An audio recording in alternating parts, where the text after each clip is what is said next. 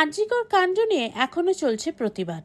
নাট্য সংহতি ও সংস্কৃতি এবং পশ্চিমবঙ্গ বিজ্ঞান মঙ্গল পাণ্ডে বিজ্ঞান কেন্দ্র ব্যারাকপুর পক্ষ থেকে ব্যারাকপুরে আয়োজিত হলো মৌন মিছিল।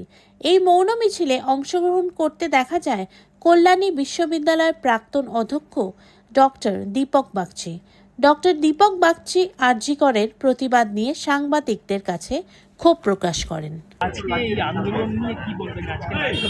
আজকের নয় তো, এটা তো 9 তারিখের পর থেকেই তো এই আন্দোলনটা চলছে এবং 9 তারিখের পর থেকেই আমরা সবাই মিলে একই জায়গায় আছি। সেখানে নাট্যকাররা যারা, তারা আলাদা নেই, একসঙ্গেই রয়েছে। জনগণের সঙ্গে সবাই মিলে এই আন্দোলনটা করছি।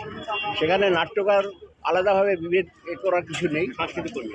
সাংস্কৃতিক কর্মী তারা একদিক থেকে আসছে, অন্যদিক থেকে জনগণ তাদের সঙ্গে মিশছে এবং এইভাবেই আমরা এগিয়ে যাওয়ার চেষ্টা করছি।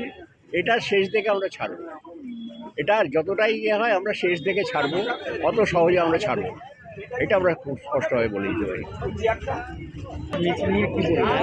আজকের মিছিলটা আমাদের মূলত আরজিকর কাণ্ডে যে নারকীয় ঘটনা ঘটে গেছে, যে হত্যালীলা হয়েছে, এই সমস্ত দুষ্কৃতীদের অবিলম্বে গ্রেপ্তার করা হোক, এর দাবিতে আমরা পথে নেমেছি নাট্যকর্মী এবং সাংস্কৃতিক মঞ্চের পক্ষ থেকে।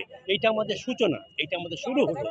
এরপরে আমরা যতক্ষণ না পর্যন্ত সমস্ত দোষীরা শাস্তি না পাচ্ছে, আমরা এই আন্দোলন চালিয়ে যাব, এই মুভমেন্ট আমরা চালিয়ে যাব, আমাদের থামা নেই। আমরা এই আন্দোলন চালিয়ে যাব, প্রত্যেকটা দোষীকে ফাঁসিতে আমরা ঝোলাতেই হবে, শাস্তি আমাদের চাই, এইটা আমাদের শেষ কথা।